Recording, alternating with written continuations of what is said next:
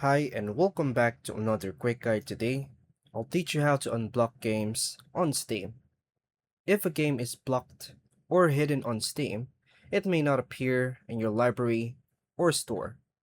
This can happen due to filters, hidden settings, or account preferences.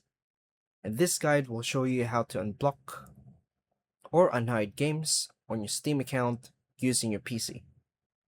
To begin, open the Steam on your Windows PC.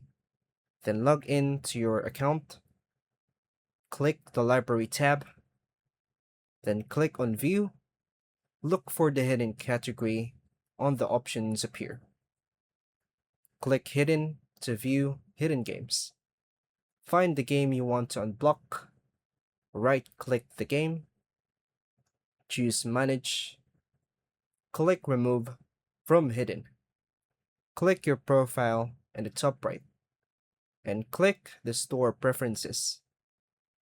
Review carefully and remove any content filters that block games by checking them. Finally, restart Steam to apply changes. Tip: make sure parental controls or family view are not restricting access to certain games. And that's all for now, folks. Thank you for watching.